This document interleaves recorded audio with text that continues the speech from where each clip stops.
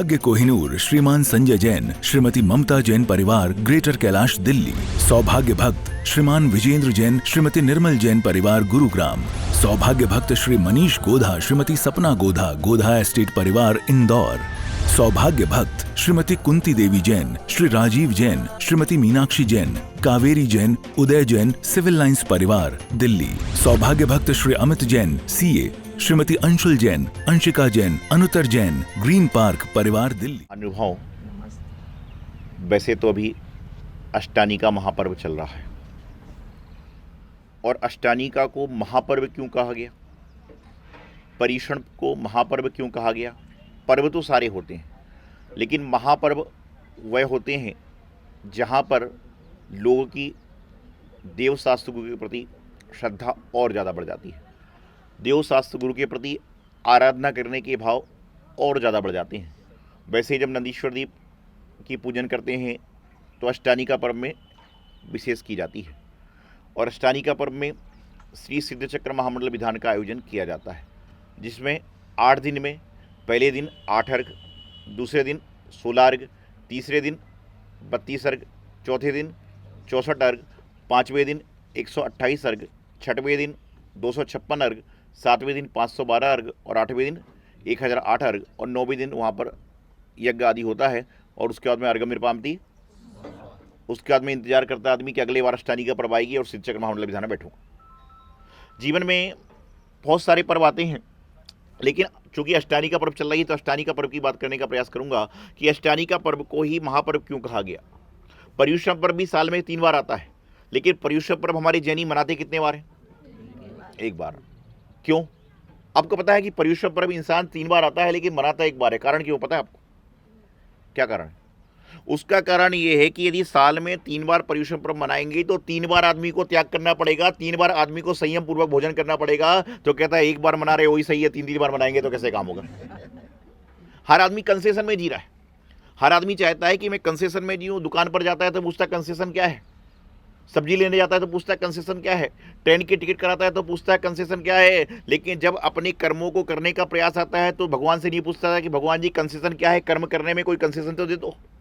हर जगह कंसेशन मिलेगा, लेकिन परमात्मा के चरणों में, गुरु के चरणों में, जिनवाणी के चरणों में कंसेशन कहीं नहीं मिलेगा। यहाँ तो जो कर्म किए हैं उसका पूरा भुगतान आपको करना पड़ेगा, बल्कि और ज़्यादा भी करना पड़ेगा। ये कर्म तो है। हमारे आचार्य कहते हैं कि पुण्य का फल अरिहंत होते हैं, कि पुण्य फल से इंसान अरिहंत भी बन सकता है, और पाप फल से इंसान जानवर की श्रेणी में भी आ सकता है। आपने पूर्वा भील की कहानी सुनी, उसने त्याग किया था। क्या त्याग किया था? मांस का। पूरे मांस का नहीं, कौवे के मांस का। कौवे के मांस का त्याग करने से इंसान आगे जाके क्या बन गया? स्वर्ग में जाने के बाद आगे जाके क्या बन गया? आगे जाके तीर्थंकर जैसे पद को प्राप्त कर ले तो कोई बड़े आश्चर्य की बात नहीं है। मात्र मांस का नहीं, छोटे से मांस का। इसका मतलब ये नहीं कि आदमी गलत चीज खाना चालू कर दे, उसकी पर्याय थी। और आप सोचिए, आपके यहाँ पर महाराज जी आए और महाराज जी कहें कि अभक्ष का त्याग करिए, तो लोग पूछते हैं महाराज जी मूली के तो पत्ते ऊपर होते हैं। अरे आप एक बात विचार करिए कि आप संपूर्ण रूप से त्याग नहीं कर सकते, कोई बात नहीं, लेकिन थोड़ा थोड़ा तो जीवन में त्याग की भावना लाएं। धीरे धीरे त्याग की भावना लाओगे तो एक दिन त्यागी बन जाओगे। आज यहाँ पर बिहार के दौरान मूर्तिजापुर में आना हुआ। निश्चित रूप से यहाँ के लोग श्रद्धालु हैं, गुरुओं के भक्त हैं, जिनवाणी के उपासक हैं। तो मैं आपको बता रहा था कि अष्टानिका महापर्व मतलब क्या होता है कि साल में 3 बार अष्टानिका पर्व मनाए जाते हैं। और पूरे जैन धर्म में अनेकों अनेक पर्व हैं, लेकिन अष्टानिका पर्व ऐसा होता है जो साल के 3 बार प्रत्येक मंदिर में मनाया जाता है। पर्युषण पर्व भी 1 बार मनाते हैं, लेकिन अष्टानिका पर्व 3 बार मनाया जाता है। और 2 ही शाश्वत विधान होते हैं, अष्टानिका और पर्युषण पर्व। 2 ही पर्व शाश्वत होते हैं। तो अष्टानिका पर्व में देव लोग निकलते हैं नंदीश्वर दीप की रचना वंदना करने के लिए, और हम मनुष्य कहाँ जाते हैं? कहाँ जाते हैं? अरे कम से कम कहीं जा नहीं सकते तो मंदिर में यदि नंदीश्वर दीप की प्रतिमा है, विधान चल रहा है, तो कम से कम यदि बैठ नहीं पा रहे हो तो हाथों में अर्घ लेकर यह अर्घ कियो निज हेत तुमको अर्पित है, यह कह के अर्घम निपामती सोहा तो करने का प्रयास करो। तुम्हारी अष्टानिका पर्व सही तो हो जाएगी। लेकिन इंसान अष्टानिका पर्व को मना रहा है और वो तो सोचता है कि जैसे अष्टानिका पर्व में अर्घ चल रहे हैं कि पहले दिन 8, दूसरे दिन 16। ऐसे ही भगवान आशीर्वाद दो कि पहले दिन 8 चीज़ बिक्री हो, दूसरे दिन 16 बिक्री हो, तीसरे दिन 32 बिक्री हो, और ऐसे कहते कहते मेरे दिन में तो दूर तक बिक्री होती रहे। अरे कोई बात नहीं, भगवान से आशीर्वाद बिक्री का भी मांगिए, लेकिन भगवान से कहिए कि हे भगवान, आशीर्वाद बिक्री का दे रहे हो, लेकिन आशीर्वाद दो कि इसी तरह से मेरे कर्म भी साफ हो। ये जो 8, 16, 32, 64, 128, 256, 512, 1008 अर्घ होते हैं, यह आपके कर्मों को भी काटने का प्रयास करते हैं कि जो आपने कर्म को बांध रखा है वह इसी स्पीड से आपके कर्म समाप्त होवें।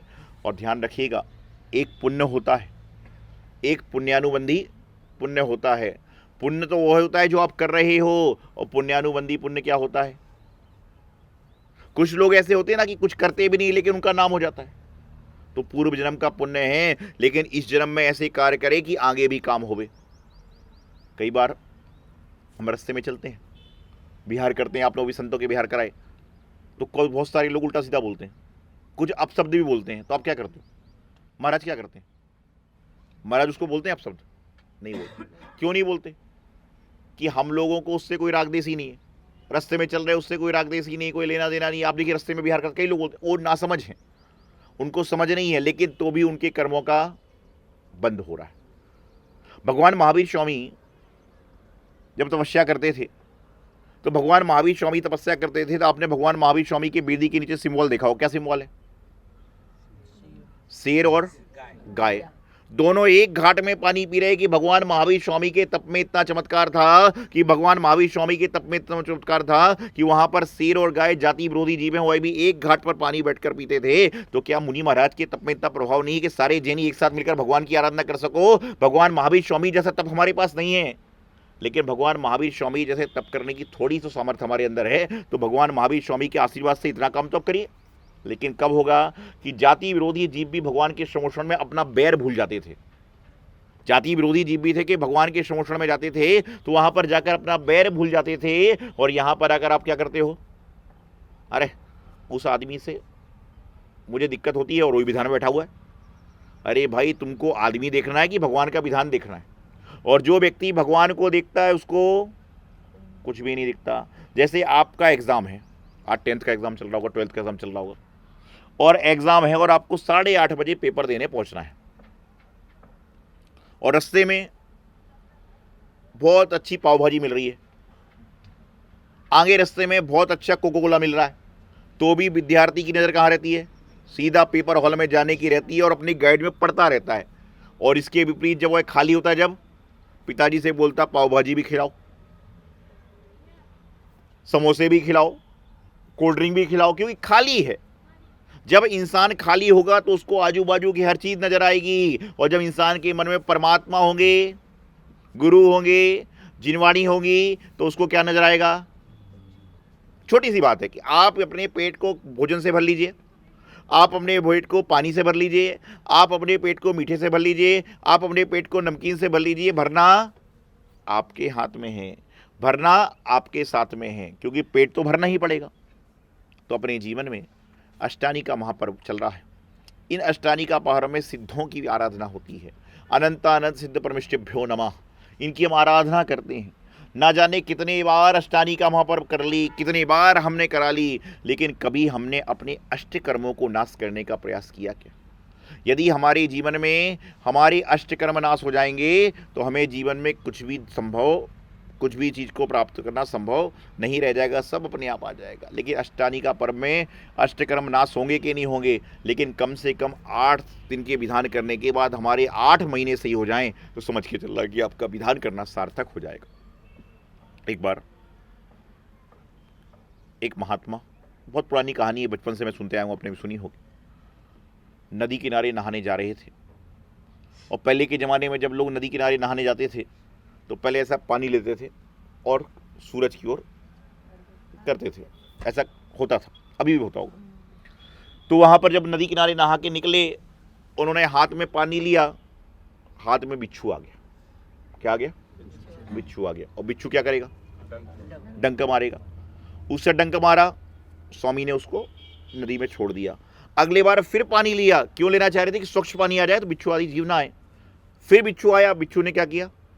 डंक मारा, उन्होंने फिर छोड़ दिया। तीसरे बार फिर पानी लिया, फिर पानी में बिच्छू आया, डंक मारा, स्वामी जी ने छोड़ दिया। ऐसे करते करते लगभग 10-12 बार हुआ, डंक मारा, स्वामी जी छोड़ते गए, लेकिन 13वीं बार बिच्छू ने डंक नहीं मारा, बल्कि हाथ में आके चुपचाप चला गया और 14वीं बार खाली पानी आ गया। तो जब संत वहां से चल रहे थे तो उनके शिष्य बोले स्वामी जी, बिच्छू बार बार आपको डंक मार रहा था और बार बार आप उसको जल में ले रहे थे, ऐसा क्यों? स्वामी जी ने कुछ जवाब नहीं दिया। फिर बोले बार बार बिच्छू डंक मार रहा था लेकिन आपने जवाब वो नहीं किया, उसको छोड़ा नहीं। स्वामी जी ने उससे कहा कि बिच्छू का स्वभाव डंक मारना है और इंसान का स्वभाव क्षमा करना है। तो जब बिच्छू अपना स्वभाव नहीं बदल सकता तो मैं संत होकर अपने स्वभाव क्यों ना बदलूं? मैं अपना संत होने के बाद अपना स्वभाव क्यों बदलूं? तो मैंने अपना स्वभाव नहीं बदला तो उसको अपना स्वभाव बदलना पड़ गया। तो ऐसा इंसान होता है और ऐसे बिच्छू को भी स्वभाव बदलना पड़ गया क्यों? संत के सामने। तो मैं आपको बताना चाह रहा था कि अष्टानी का महापर्व चल रही है। आप यदि अपने स्वभाव को बदल लोगे, अपने स्वभाव को बदलोगे तो जीवन में विभाव परिणति नहीं आएगी, और अपना स्वभाव बदलोगे तो जीवन में किसी चीज का अभाव नहीं रहेगा। और जीवन का जब तक स्वभाव नहीं होगा, कहते ना, हमेशा बात कहता हूं, your nature change your future, कि आपका जो नेचर है वही आपका फ्यूचर चेंज करता है। Your nature decide your future, कि आपका नेचर ही आपका फ्यूचर को डिसाइड करता है। कि अपना स्वभाव जो है, हम पढ़ते हैं, ग्रंथ पढ़ते हैं, हमारे संत पढ़ते हैं, हमारे साधु साधु पढ़ते हैं, व्रती पढ़ते हैं, और पता नहीं स्वभाव परिणति क्या है, विभाव परिणति क्या है। जो इंसान अपने में जीना चाहता है वह स्वभाव में आ जाता है। और इंसान का आत्मा का स्वभाव क्या है? आत्मा का स्वभाव क्या है? आत्मा की चर्चा तो दिन रात कर रहे हो, लेकिन आत्मा के स्वभाव को जानने का तो प्रयास करें। आत्मा का स्वभाव क्या है? एको हम निर्वंशो ज्ञानम योगेंद्र गोचिराहा, कहते हैं कि जो आत्मा है वह अजर है, अमर है। कहते ना, आत्मा तो अजर अमर है, हम आयु गिने इस तन की। ऐसा भजन में गाते हो कि आत्मा कैसी है? वो तो अजर है, अमर है। आत्मा मेरे शरीर में है तो आप कहते हैं महाराज जी, आत्मा जब आपके शरीर में जाएगी तो श्रावक, और आत्मा जब किसी जानवर के शरीर में जाएगी तो जानवर। आत्मा क्या है? सिर्फ शरीर बदलती है लेकिन नष्ट नहीं होती। तो आत्मा ने आपको अवसर दिया कि आप लोग सारा काम कर सको, आपके पास में सामर्थ्य दी। आपने देखा होगा 4 गति के जीव होते हैं। कौन कौन से? देवगति, मनुष्य गति, नरक गति और त्रियंच गति। चारों गति में खाना है। नरक की भी खाते हैं, त्रियंच भी खाते हैं, मनुष्य भी खाते हैं, देव भी खाते हैं। चारों गति में राग देश है। देव में भी राग देश है, नरकों में भी राग देश है, मनुष्य में भी राग देश है और त्रियंचों में भी राग देश है। हर चीज चारों गतियों में है, लेकिन मनुष्य गति में एक चीज श्रेष्ठ क्या है? सर्वश्रेष्ठ क्या है बताइए? हर गति में कुछ ना कुछ है, लेकिन मनुष्य गति में श्रेष्ठ क्या है? मनुष्य गति में श्रेष्ठ यह है कि चारों गति के जीव अपने खाने के लिए भोजन लाते हैं, रहने के लिए मकान बनाते हैं, पहनने के लिए जैसी व्यवस्था वैसा करते हैं, सब कुछ करते हैं। लेकिन मनुष्य गति का जीव ऐसा है जो खुद खा भी सकता है और दूसरों को खिला भी सकता है। यह मात्र और मात्र कहीं पर है तो मात्र मनुष्य गति में है और अन्यत्र कहीं पर भी नहीं है। तो आप कितने पुण्यशाली हो, कितने भाग्यशाली हो, कितने सौभाग्यशाली हो कि अपने जीवन को सर्वश्रेष्ठ बनाने के लिए आप खाने के बाद खिला भी सकते हो।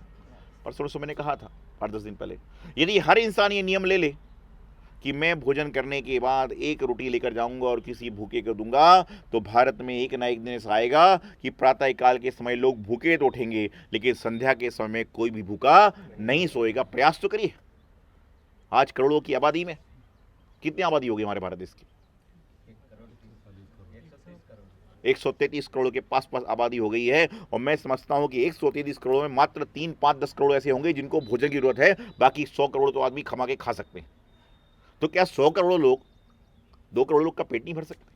3 करोड़ लोग का पेट नहीं भर सकते? लेकिन मानवता हमारे अंदर जीवित नहीं है, और जहां पर मानवता जीवित है वहां पर सब कुछ है। और इंसान की मानवता कैसी मरती जा रही है।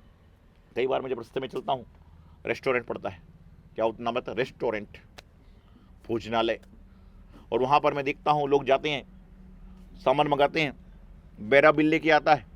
यदि बिल है 927 रुपये का तो आदमी 950 रुपये वहाँ छोड़ के आ जाता है।